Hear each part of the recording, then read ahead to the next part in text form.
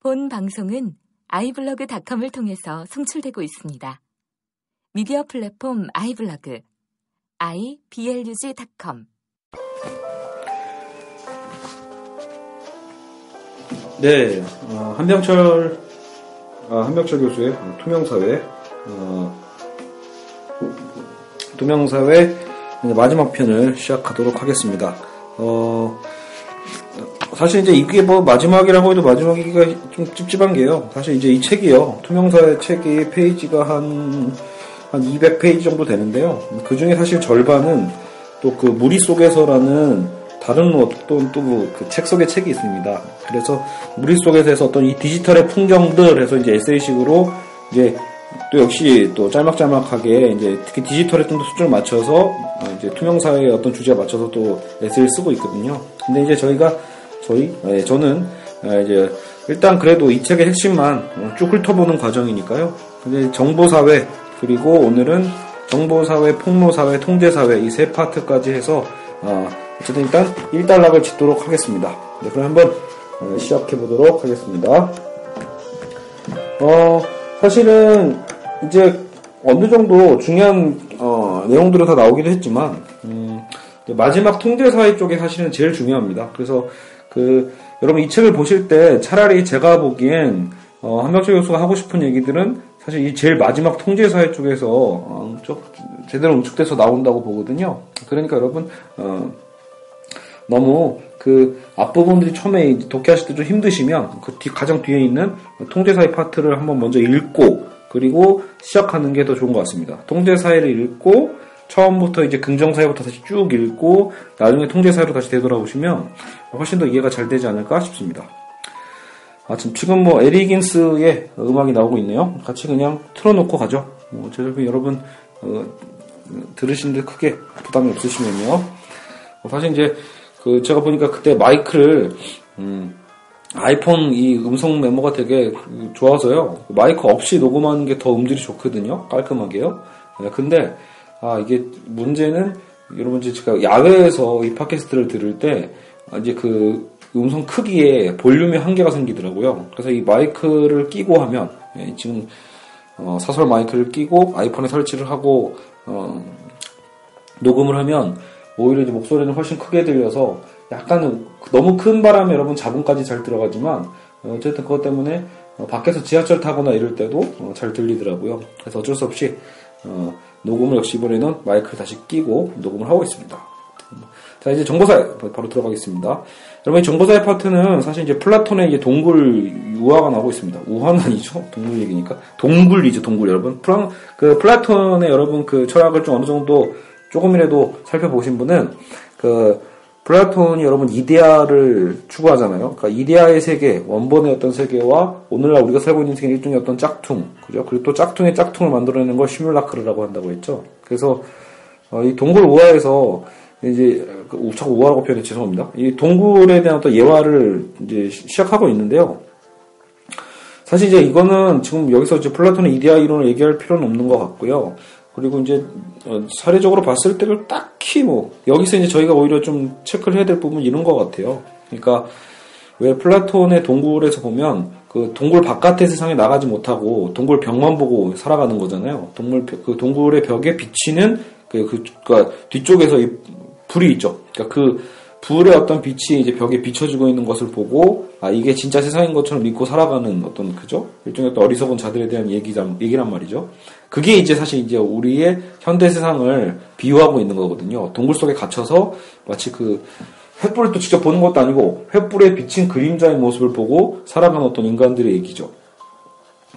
근데 여기서는 이제 한병철 교수는 무슨 얘기를 하고 싶었던가 보면 여러분 이제 우리가 투명사회에 대한 걸 비판하고 있잖아요. 그러니까 투명사회라는 것, 모든 것들이 이제 적나라하게 드러나는 것에 대한 것을 비판하면서 오히려 여러분 우리가 아파트에서 살펴본 것처럼 연극, 제의 이런 것들을 굉장히 이제 긍정하고 있죠. 이 책에서는요. 그러니까 연극과 제의의 어떤 요소들을 좋아하는데 그러니까 일종의 어떤 연기, 은폐, 비밀 이런 것들이 우리의 삶에 꼭 필요하다라는 거죠. 근데 이제 오히려 그러니까 지금 그 동굴에서 보여지고 있는 것 자체가 하나의 일종의 어떤 서사적 삶의 형식이다라고 표현하고 있습니다. 그래서 그것도 일종의 가상이라는 거죠. 근데 여기서 이제 이런 얘기가 나와요. 어쨌든 그러면 동굴적인 일종의 가상도 사실 되게 필요한 부분이잖아요. 지금 우리가 이 투명사회 책을 이제 흐름으로 봤을 때는요.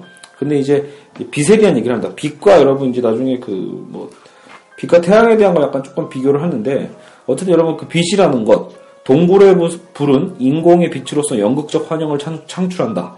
즉 이렇게 보면 한명철 교수가 긍정하고 있는 내용이죠. 동굴의 불은 인공적 빛인데 그 연극적 환영을 창출하니까 가상을 만들어내는 불은 진리의 매체인 자연의 빛과는 근데 구별된다라고 하네요. 그래서 여러분 어떤 걸 보면 좋을까요? 여러분 플라톤이 원래 추구했던 세계는 말 그대로 이데아의 세계다 보니까 이 모방, 미메시스를 긍정하지 않거든요. 인정하지 않습니다. 그렇죠. 어떤 연극적 삶이나 어쨌든 좀 화가, 회화 이런 것들을 인정하지 않죠. 그러니까 결국은 우리가 하고자 하는 어떤 이 놀이의 즐거움을 진리를 위한 어떤 노동의 자리를 내어주게끔 되어 있다는 거죠. 그래서 플라톤은 아주 작은 변신의 흔적도 용납하지 않고 경건 어떤 동일성을 옹호하는, 그렇죠. 결국 우리가 서구 철학 전체가 어떻게 보면 이런 플라톤의 이데아에서 크게 벗어나지 않는 동일성의 어떤 철학을 해왔다라고 많이 비판을 하고는 하죠. 자, 그래서 어쨌든 투명 사회 역시도 결국 시인이 없는 사회고 유혹도 변신 없는 사회다라고 표현도 하고 있습니다. 근데 여러분, 그렇다고 여러분 헷갈려서는 안 되는 게 그러니까 우리가 그러면 이 가상에 대한 것 자체가 어쨌든 우리가 좀 긍정하고 좀 방어하다 보니까 그렇다면 어떤 원료였던 빛 자체가 문제냐? 그렇지는 않다라는 거죠, 여러분. 그러니까 빛은 하나의 원천, 기원에서 발산한다라고 표현하고 있거든요. 그러니까 여러분, 빛은 부정성을 발전시킨다라고도 여기 이렇게 표현하고 있습니다. 그러니까 빛의 부정성은 양극화하고 대립을 생산한다. 빛과 어둠은 동일한 원천에서 나오는 것이다. 빛과 그림자는 늘 함께 다닌다. 선의 정립은 곧 악의 정립이기도 하다. 라고 이렇게 표현을 해서 빛 그 자체가 문제다라고 표현하고 있는 건 아닙니다, 여러분. 그러니까 중요한 건, 여러분 이 책에서 자꾸 이제 약간 변증법적 개념 여러분이 이해하셔야 되는 게, 그러니까 이게 단순히 앞에 있는 긍정사회가 문제야, 투명사회가 문제라고 해서 그러면 그 반대쪽 것을 무조건 찬성하는 건가라고 보는 그런 이분법적인 주장을 하는 게 아니다라는 거죠. 여러분, 뭘 비교하고 있냐? 이제 여기서 이제 빛과 방사선을 그래서 여러분 대조하고 있습니다.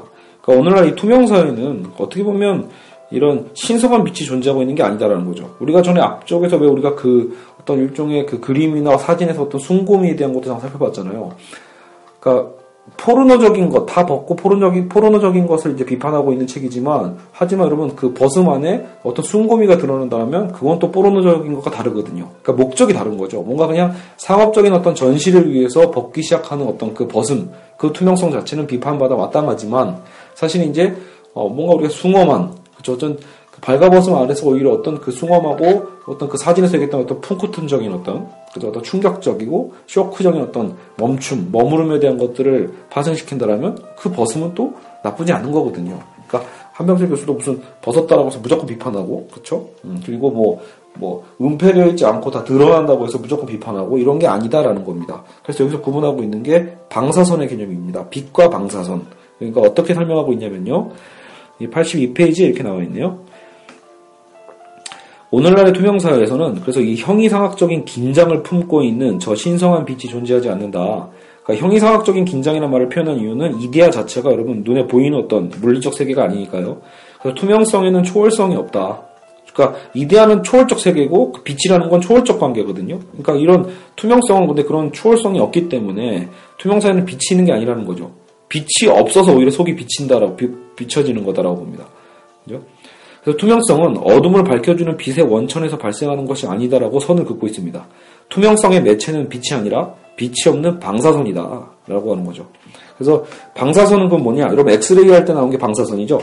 방사선은 뭔가를 빛처럼 밝히는 게 아니라 모든 걸 꿰뚫고 들어가서 속을 환히 비치게 만드는 거죠. 그죠? 그래서 빛은 여러분 결국은 뭐예요? 빛은 반사되는 원리잖아요. 근데 방사선은 빛과 반대로 투과하고 관통한다. 형이상학적인 빛이 위계 질서와 구별을 생산하고 이로써 질서와 방향성을 창출한다. 그러니까 질서와 방향성이라는 것 자체를 지금 그러니까 한병철 교수는 지금 비난하고 있는 게 아니라는 거죠. 위계 질서와 구별을 생성하는 것 자체가 문제가 되지는 않는 거죠. 그러니까 질서와 방향성을 창출하는 게 형이상학적인 빛인데 방사선은 모든 것을 오히려 동질화하고 평준화시킵니다. 자, 이렇게 해서 이제 플라톤에 대한 어떤 이 빛에 대한 빛과 어떤 방사선에 대한 어떤 이 대립적 관계를 얘기했고요.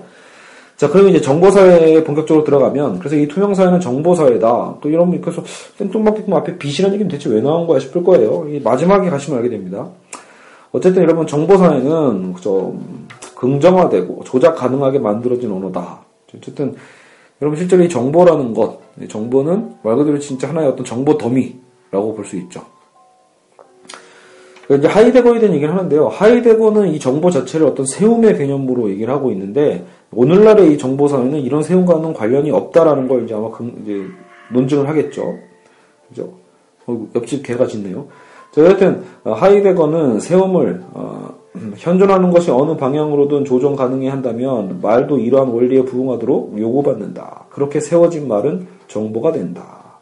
그래서 이제 거기에는, 주문하다, 상상하다, 제작하다 같은 어떤 표현이 가능하다라는 건데, 문제는 오늘날에는 이런 세움의 어떤 방식이 없다라는 겁니다. 그러니까 하이데거의 어떤 정보적인 어떤 정의와 달리 오늘날의 어떤 이 정보는요, 단순히 이제 전시하고 보여주는, 그렇죠?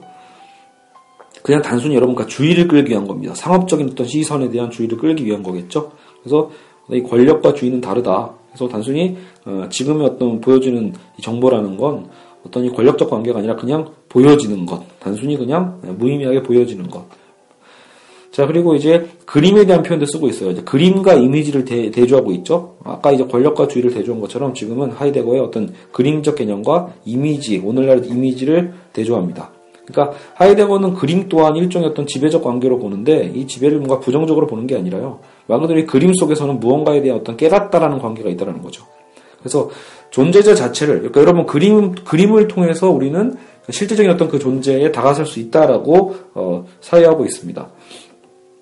철학자들이 그렇다는 얘기예요, 여러분. 우리가 이제 그 그림 내에서 무언가를 딱 그냥 보고 지나치면 뭐 아무 의미가 없어지지만, 그러니까 결국 그건 이미지인 거죠, 여러분. 결국 우리는 지금 그림을 그림으로서 보는지, 아니면 단순한 오늘날 정보사회 이미지로 보고 있는지, 사실 그걸 구분할 필요가 있다라고 얘기하고 있습니다. 존재자 자체를 그것이 처해 있는 상태 속에서 자기 앞에 세우고, 아까 그 세움에 대한 관계죠. 자기 앞에 세우고 그렇게 세워진 것으로서 늘 자기 앞에 둔다는 것, 그렇죠? 어쨌든 이것이 무엇에 대해 어떤 깨닫다라는 뜻이고요. 하이데거의 그림은 그런 존재다라는 거죠. 그래서 이런 존재자를 장악하고 소유하는데 필요한 매체가 바로 이 그림이다라고 봅니다. 근데 문제는 이 하이데거의 어떤 그림의 이론은요, 오늘날 범람하는 미디어 이미지들을 전혀 설명하지 못합니다. 왜냐면 오늘날 이미지는 그냥 무한 복제 가능한 것잖아요. 무한 복제이기 때문에 그건 단순한 어떤 모방적 가치의 재현도 되지 못하는 시뮬라크르에 불과하다라고 비판하고 있습니다. 그래서 어떤 지시 대상이 없는 단순 시뮬라크로서 그냥 어떤 독자적이고 고립적인 삶을 살아가게 하는 것, 단순히 마구 증식해 가는 것, 이게 이미지다라는 거죠. 결국 이미지는 여러분 멀티미디어 어떤 이 정보, 커뮤니케이션의 어떤 이 더미, 잡탕과 가깝다라고 얘기합니다. 그리고 저는 이제 오히려 인상적이었던 게, 투명사회는 진리만 없는 게 아니라 가상세계도 없다고 봅니다. 가상도 없다. 그러니까 이제 투명사회 하면은 여러분 아무래도 이 정보 미디어 안에서 이제 사이버 스페이스에 대한 개념도 고민해 볼 수 있는데, 사실은 이 가상이라는 것도 투명한 사회는 아니다라는 거죠. 완전히 투명한 건 그냥 오히려 공허뿐이다. 그래서 이 공허를 제거하기 위해서 대량의 정보가 필연적으로 등장하게 되고요. 이 대량의 정보는 근데 아무리 채워도, 공허를 채우고는 싶지만 아무리 채워도 결국은 이 공허가 완전히 사라지는 건 아니다라는 거죠. 그래서 이 정보로서는, 정보와 커뮤니케이션의 어떤 이 덩어리, 잡탕으로는 사실 진정한 세계를 밝힐 수는 없다라고 봅니다. 정보가 많다고 해서 진리인 것도 아니고요. 그렇죠? 그래서 투명성도 눈을 밝게 해주지는 못한다라고 합니다. 여러분, 그러니까 우리가 처음에 빛에 대한 얘기를 했잖아요. 결국 우리 눈이라는 것도 결국 뭐예요? 빛에 대한 반응이잖아요. 그러니까 눈은 일종의 빛이 비춰지는 것에 대한 것, 그 빛의 반사적 현상을 통해서 우리가 눈으로 인식하는 거잖아요. 근데 이 정보라는 것은 그 눈의 역할을 할 수 없다라고 보는 겁니다. 그죠? 그 정보의 무더기가 진리를 낳는 게 아니고, 과다 정보와 과다 커뮤니케이션은요, 어둠 속에 빛을 가져다 주지 못한다. 그죠? 단순히 그냥 방사선적인 투명에 불과하다라는 거죠. 이렇게 해서 정보사회는 끝났고요. 이제 폭로사회로 가겠습니다. 폭로하는 사회에 대한 비판이겠죠. 근데 이 폭로사회는 결국은요, 자기 자신에 대한 어떤 폭로에 대한 얘기입니다. 하긴 타자에 대한 폭로도 결국 같네요. 결국은 여러분 이 정보, 투명성 이런 게 다 결국 같은 의미잖아요. 정보와 투명성이 가능해지려면 이 폭로를 통해서 가능해지는 거거든요. 그래서 이런 폭로 사회에 대한 비판으로 넘어갑니다. 지금 여기서 사용하고 있는 건데 인용하는 게 루소입니다. 사실 여러분 이 루소는 굉장히 어때요? 이 자연주의, 그죠? 어떤 근대 또 철학에 굉장히 중요한, 근대 사상사에서 굉장히 중요한 위치를 차지하고 있는 게 루소잖아요. 그래서 특히 또 최근에 루소의 어떤 일반 의지나 어떤 또 자연성에 대한 얘기들이 오늘날 또 새로운 대안으로도 많이 떠오르고 언급되고 있는데, 오히려 여기서 이제 루소를 통해서 오히려 비판하고 있습니다. 루소의 한계를요. 이런 루소의 어떤 이 고백록을 통해서 인용하고 있는데, 말 그대로 우리는 그대로의 모습을 보여줘야 된다. 자연에 있는 그대로의 모습을 드러내자라고 보는 게 루소의 어떤 주장이겠죠? 아무래도요. 그러니까 이 부분도 지금 이제 한병철 교수가 비판하고자 하는 투명사회의 어떤 논리와 만나는 부분이기도 하죠. 그렇죠? 어떤 수정 같은 마음을 추구하고 있죠. 그렇죠? 똑같은 솔직함으로 마음을 공개해라. 자꾸 속이지 말고 이렇게 얘기하고 있죠. 근데 실제로 왜 그러냐면 루소가 주장했던 이 시대가 하나의 거대 극장이었다라고 지금 얘기하고 있습니다. 말 그대로 끊임없이 어떤 가면의 무대, 어떤 연극이 이미 현실에서도 연출되고 있었던 사회라는 거죠. 당시에 수많은 어떤 파티나 축제들 안에서 가면 무대가 실제로 많이 있었고요. 심지어 가면 무대가 아니더라도 당시 여러분 귀족들 보시면 어때요?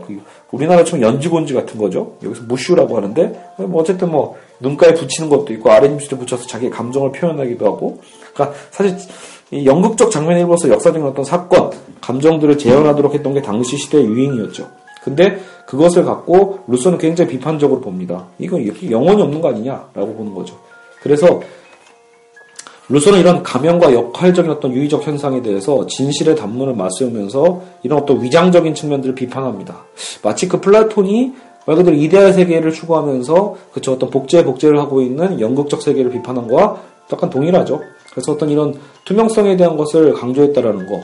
그러니까 이게 새로운 성찰이라고 볼 수 있어요. 루소가 얘기하고 있는 게 오늘날 단순히 어떤 이 투명성, 솔직함 이런 걸로만 본다라면 사실 비판할 여지가 거의 없는데, 지금 이제 그 한병철 교수의 투명사회의 논리로 봤을 때는 루소의 주장 또한 일종의 어떤 폭력성을 띠고 있다라는 거죠.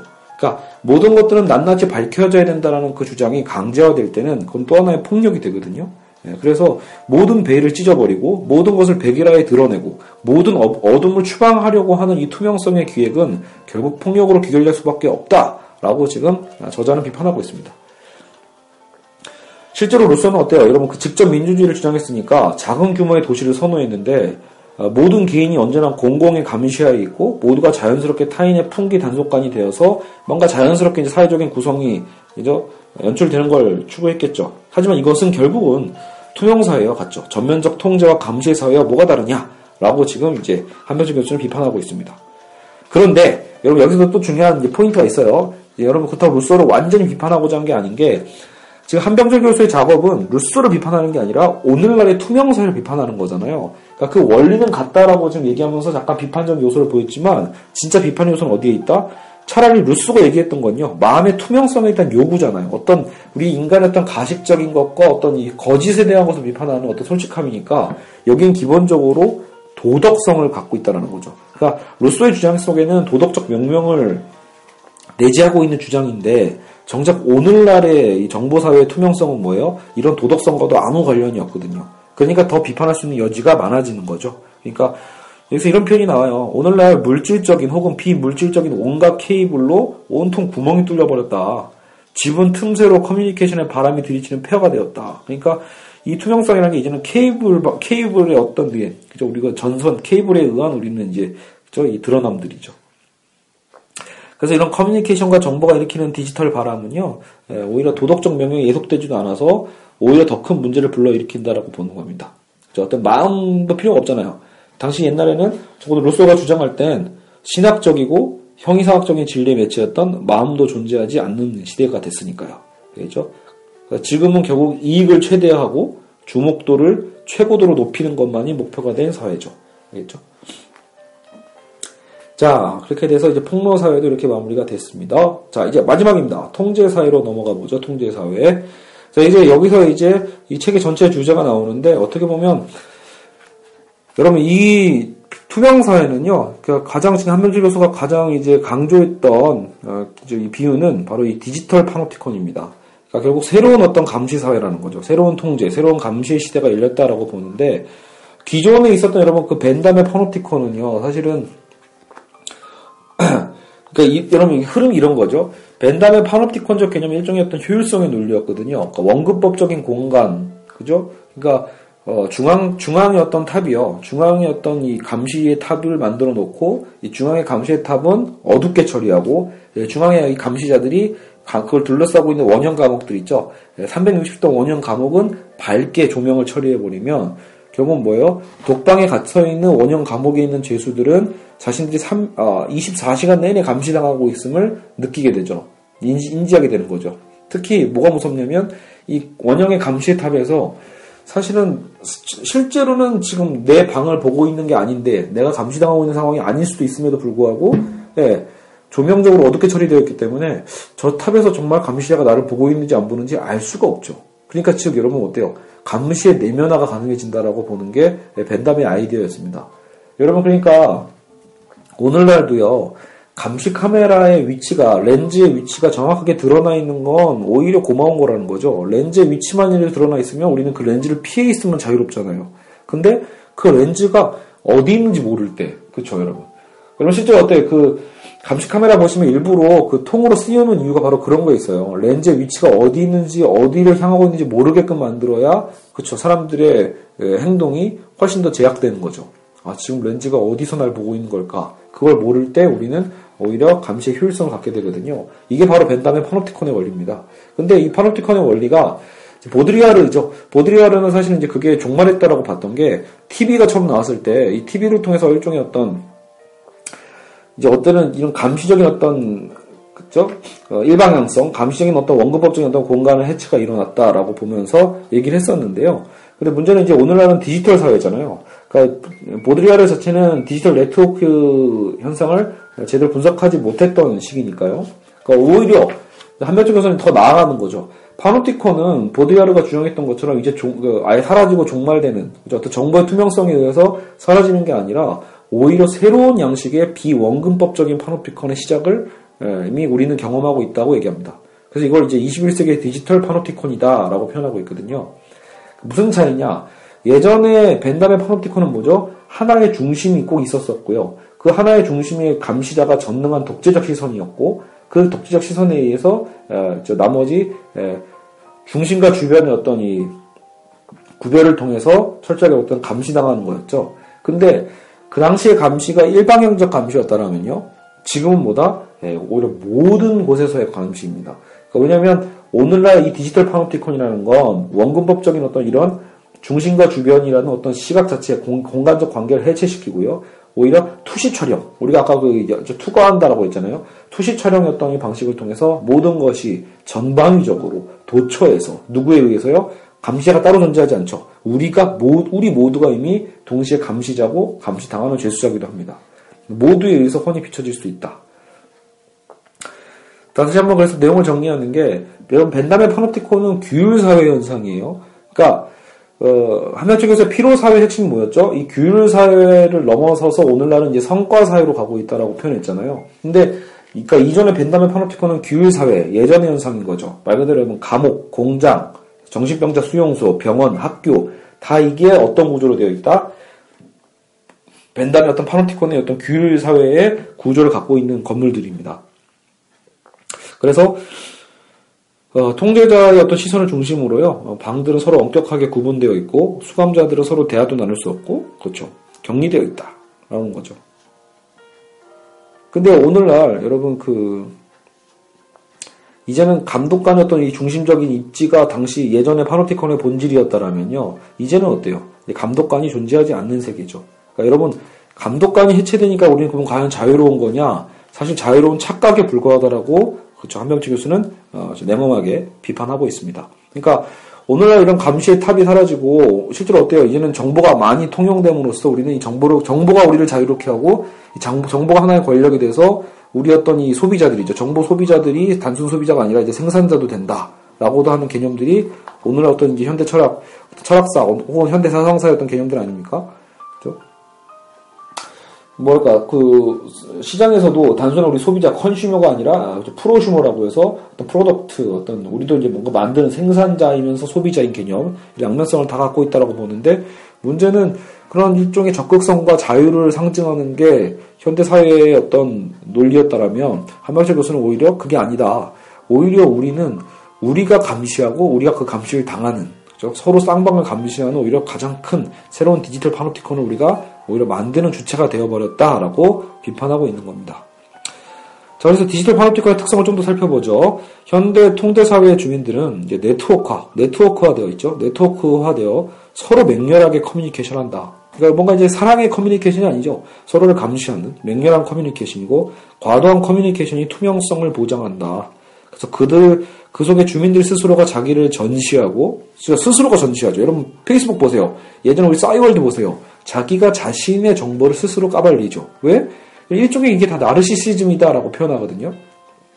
자기를 보여줌으로써 여러분 쾌감을 느끼는 거죠. 사람들이 자기를 방문하는 그 방문자 수를 통해서 댓글을 통해서 좋아요의 어떤 카운팅 수를 통해서 일종의 어떤 인정 욕구를 우리는 만족시키고 있죠. 그래서 결국은 자기를 전시하고 노출하는 이 과정에서 파노티콘의 건설과 유지에 능동적으로 참여하는 게 바로 우리다라는 거죠. 그래서 우리는 스스로를 파노티콘적 시상에 스스로 전시를 하고요. 어떤 이 포르노적인 어떤 과시효과 이런 것들 혹은 그래서 우리는 노출증이자 동시에 관음증을 다 갖고 있죠. 저도 사실은 여기 이 한명철 교수의 이 책을 보기 전에도 저도 되게 관심이 많았던 부분이 바로 이겁니다. 현대인들은 그러니까 이미 노출하고자 하는 이 쾌감을 일종의 쾌락을 갖고 있는 동시에 또 훔쳐보고자 하는 이 관음증 등 것을 양면성을 다 갖고 있다는 거죠. 노출증과 관음증은 결국은 굉장히 양면적이고 또 우리 동시적으로 만들어지고 있죠. 근데 이게 오늘날 디지털 파노티콘이 인터넷을 살찌우는 동력이 되고 있습니다. 자신의 사적이고 은밀한 영역을 잃게 될까 하는 그 두려움이 오히려 뭐에 밀려나고 있다? 그러니까 지금 이 책의 핵심은 뭐예요? 아무리 여러분 공개, 어떤 투명성, 신뢰가 중요하다고 하더라도 문제는 그것이 어떤 사적이고 은밀한 영역까지 침탈하면 안 된다고 되어 있잖아요. 여러분 인간이 살아가는 저도 큰 동력이라고 봅니다. 근데 그것이 이제는 뭐예요? 버젓이 이제 자신을 드러내고자 하는 어떤 욕망에 밀려나는 사회. 그 안에서 통제사회는 이제 완성되고 있다라고 봅니다. 현대 인문학의 어떤 개념들을 좀만 살펴보신 분도요. 그래서 이런 얘기들 알 거예요. 오늘날 이제 이런 감시, 이런 기존의 어떤 정부나 어떤 엘리트들의 어떤 이런 권력적 감시에 대한 사회의 문제점들을 지적하면서, 그죠? 그래서 이제 그것을 이제 해체하기 위한 방식으로 역감시에 대한 개념들을 배우신 분도 있을 거예요. 그러니까 예전이 마치 위에서 아래로의 어떤 감시적 체계를 해체하기 위해서는 이제는 어때요? 쌍방향적 감시와 또 아래에서 위로의 어떤 감시, 역감시적 개념을 이제 주장하거든요. 근데 그거 자체도 문제가 될 수 있음을 보여주는 파트가 나옵니다. 즉, 저도 이 학자가 얘기한 거라고 잘 모르겠는데, 데이비드 브린이라는 학자를 개념하고 있어요. 미래학자 데이비드 브린은 그래서 오히려 좀 더 적극적인 전진하는 도주의 길을 택한다라고 표현하는데, 그게 무슨 말이냐면, 이 감시 기술의 진보에 직면했을 때, 그것을 피하고 도주하는 게 아니라 전진하는 도주를 하자라는 거죠. 그게 무슨 말이다? 역감시 개념과 사실 논리적으로 같은 것 같아요. 모두에 의한 감시의 민주화를 요구한다라고 보는 거죠. 결국은, 권력과 지배관계의 어떤 일방향적인 권력관계에 비대칭적 정보의 흐름을 제고하고 쌍방향적인 어떤 조명과 쌍방향적인 어떤 정보적 관계를 추구하는 게 오히려 대안이 될 수 있다라고 보는 거죠. 근데 과연 지금 한명철 교수의 입장에서는 이것 또한 의문이 되겠죠. 왜냐하면 이게 결국은 투명사를 이뤄낼 거 아니에요. 그렇죠? 쌍방향적인 조명, 기존의 어떤 권력적 감시보다 오히려 더 무서운 사회가 오는 건 아닐까라고 지금 새로운 통찰을 내놓고 있다고 볼 수 있습니다. 그래서 이 투명성과 권력은 서로 잘 어울리지 못한다라고 하면서 이제 권력과의 관계를 구분하고 있습니다. 여러분 역으로 얘기하면 여러분 권력이라고 하는 게 무조건 부정적이고 나쁜 게 아니거든요. 여러분 일종의 어떤 권력이 인정되어야지만 사실은 이 사회가 움직일 수 있는 것도 있고요. 이 사회에 어쨌든 그것을 우리는 리더들이 있잖아요. 그 리더의 활동은 결국은요. 어쨌든 행동의 자유 속에서 드러날 수 있는데 오늘날 투명사회와 전면적인 통제는요. 오히려 그런 지배자들의 움직임과 행동의 자유를 제약함으로써 궁극적으로 획일화를 초래하게 되겠죠. 그렇죠? 여기서 다시 한번 우리 신뢰의 가치를 다시 한번 생각해 볼 필요가 있습니다. 그러니까 이 신뢰라는 것 자체가 우리가 아마 예전에 전파트에서도 살펴봤던 건데 신뢰라는 건 모든 걸 다 알고 있기 때문에 말할 수 있는 게 아니라 모든 것을 알 수 없기 때문에 나올 수 있는 가치가 신뢰라는 거죠. 굉장히 중요한 의미인 것 같습니다. 그죠? 그러니까 여기서는 이제 어떤 알의 지자죠. 지와 무지의 중간 상태에서만 가능한 게 신뢰다라고 표현하고 있는데요. 타인에 대한 무지에도 불구하고 그와 긍정적 관계를 맺게 하는 게 바로 신뢰다라는 거죠. 여러분 이미 모든 것을 내가 알고 있으면 신뢰라는 건 아예 필요하지도 않다라는 거죠. 모든 걸 다 알고 있는데 신뢰가 왜 필요합니까? 그냥 알고 있으면 그 정보 안에서 우리는 판단할 수 있으니까요. 여러분, 그러니까 신뢰의 가치는 뭐예요? 알지 못하는 부분이 있음에도 불구하고 믿어주는 거죠. 그렇죠? 그래서 투명성이 지배하는 곳에서는 이런 신뢰의 공간은 결코 존재할 수 없다라는 거죠. 그래서 투명성이 신뢰를 만드는 게 아니라 투명성이 신뢰를 오히려 철폐하는 거다라고 해서 일종의 역발상을 보여주고 있습니다. 근데 저도 전적으로 찬성합니다, 여러분. 그러니까 신뢰는 결국 알지 못하는 일종의 모험인 거죠, 사실은요. 이 신뢰라는 것은 바로 모험이고 나의 존재를 내가 타자를 위해서 던지는 겁니다. 용감하게 던지는 거라고 생각을 합니다. 그렇죠? 근데 그 신뢰 안에서 물론 우리는 실망하고 속을 수도 있겠지만 결국은 이 사회의 매력은 어디에 있다? 그 알지 못함에도 불구하고 그 사람의 어떤 관계와 행동의 경험 속에서 그 신뢰적 관계를 쌓아가는 것에 있는 거지 모든 것을 우리는 다 알려고 해서는 안 된다라는 거죠. 전 초기에도 얘기했지만 부부 간의 관계든 친구 간의 관계든 여러분 모든 정보를 알려고 하는 것은 오히려 폭력에 불과하다. 우정이라는 이름으로 사랑이라는 이름으로 여러분 우린 사실은 이 신뢰라는 말을 너무나 남발하고 있죠. 사실 신뢰가 아니라 감시하고 있는 건데 이 감시와 신뢰를 구분하지 못하는 것이야말로 오늘날 현대사회의 또 다른 병이 아닐까 저도 개인적으로 생각해 봅니다. 자, 결국은 이런 신뢰가 무너지게 되면 사회의 어떤 도덕적 기반이 취약해졌다는 것이고 진실성이나 정직성과 같은 이 도덕적 가치도 의미를 잃게 되는 거죠. 그러니까 여러분 자꾸 우리가 거꾸로 생각하면 안 된다는 거죠. 마치 사회가 투명해지면 그 투명해졌다라는 것, 어떤 신뢰적 가치가 상승했다라는 것, 도덕적 가치가 상승했다라고 자꾸 생각하는데 그렇지 않다라는 겁니다. 투명 사회를 그런 투명한 사회, 모든 게 투가 되는 사회의 어떤 단계로 꼭 가야만 하는가에 대한 어떤 문제의식이겠죠. 여기서 다시 한번 예전에 적피로사회의 어떤 이 성과사회와 만나는 지점이 생깁니다. 그렇죠? 그래서,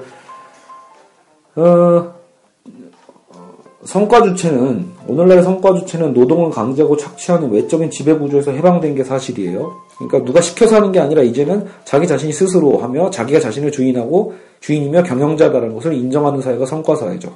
하지만 이제 지배기구의 소멸이 진정한 자유, 실제로 강제가 없는 상태로 귀결되는 건 아니다.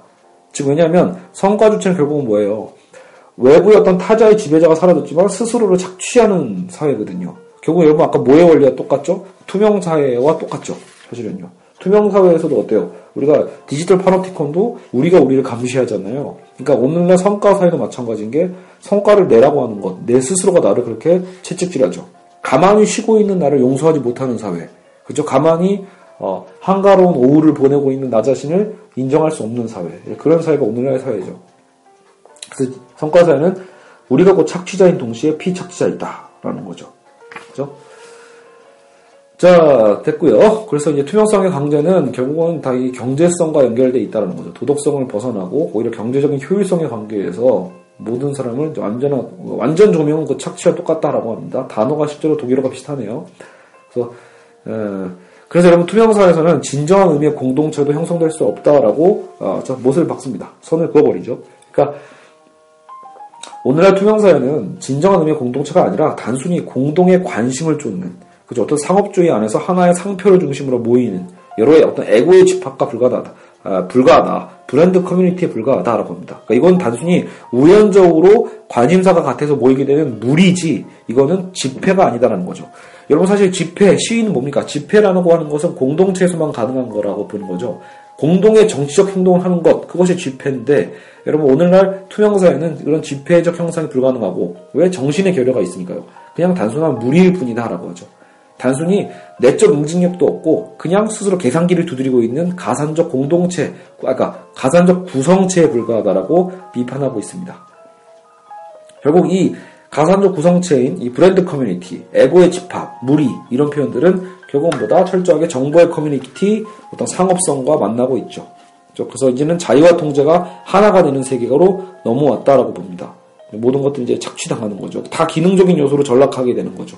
뭔가 서로가 서로를 신뢰하고 믿는 공동체가 아니라 그냥 서로가 서로를 모든 것들을 까발리고 서로를 정보적으로도 착취하는 내 자신이 스스로 착취하고 스스로 감시하는 그런 사회 속에서 우리는 그저 하나의 무리에 불과해진다라고 봅니다. 그래서 이제는 세계 전체가 거대한 파노티콘이 된다. 거대한 디지털 파노티콘이 돼서 이제 아까 공간적 관계를 해체한다고 했잖아요. 이제 내부와 외부를 가르는 벽도 사라지고요. 그래서 마치 자유의 공간인 것을 빙자하고 있는 구글, 그죠? 페이스북, 이런 소셜 네트워크들은 오히려 자유를 빙자할 뿐 거대한 파놉티콘의 오히려 매체가 되고 있다라고 볼 수 있습니다. 그쵸? 그래서, 우리는 오늘날 스스로 이제 파놉티콘적 시선에 자기를 내맡기고 오히려 건설에 동참하는, 그죠? 여기에 곧 자유의 변증법이 있다라고 표현하면서 이제 이 책을 마무리하고 있습니다. 그러니까 자유의 가치가 가장 여러분 중요하다는 걸 알고 있음에도 불구하고 오늘날 사회는 이 자유를 자유로울 거다라고 우리는 자유로워졌다라고 착각할 뿐 스스로 우리가 자유를 통제하고 자유인 것 같지만 알고 보면 스스로를 감시하는 그런 디지털 파놉티콘에 결국은 우리는 갇혀있는 죄수가 되고 있죠. 디지털 유목민이 아니라 사실 알고 보면 우리는 디지털 파놉티콘에 갇혀있는 독방의 죄수들과 다를 바가 하나도 없다라는 거죠. 우리는 자유롭게 돌아다니는 것 같지만 우리는 그 자유 안에서 스스로 우리를 까발리고 스스로 서로를 감시하고 폭로하고, 그렇죠? 또 그런 폭로 자체도 뭔가 부정적인 어떤 이론과 진리를 통한 어떤 부정성이 아니라 오히려 뭐예요? 서로 좋은 게 좋은 거다 식으로, 그렇죠? 어떤 상업주의 안에서 계산하고 오히려 많은 것들을 그냥 긍정하면서 오히려 명백한 걸 좋아하고 오히려 투명한 것만을 좋아하는 거죠. 근데 과연 그 안에는 사실은 거대한 획일적인 폭력이 있다. 사실 여러분 거대한 전체주의 도래가 이미 일어나고 있음을 한별주 교수는 얘기하고 싶었던 거겠죠. 그렇죠? 자, 어쨌든 이렇게 해서 이제 드디어 마무리를 다 했습니다. 네, 어쨌든 이제 제가 어제 또 그래서 이 투명사회에 대한 요약본도 만들어 놨으니까요. 여러분도 참고해서 저 파일 출력해서 읽어보시고요. 그러면 좀 더 정리가 잘 될 것 같습니다. 네, 어쨌든 이렇게 해서 다음에 시간 될 때 그 뒷부분 제가 머릿속에서 꼼꼼하게 읽어보니까요. 이제 또 재밌는 요소들, 재밌는 성찰들이 많이 있더라고요. 그러니까 이 부분들은 나중에 시간이 될 때 그냥 한강으로 다 몰아서 좀 이러이러한 특성들이 있었다라고 한번 정리하는 시간도 갖도록 해보겠습니다. 자, 이렇게 해서 투명사회 파트도 마치겠습니다. 고생하셨습니다.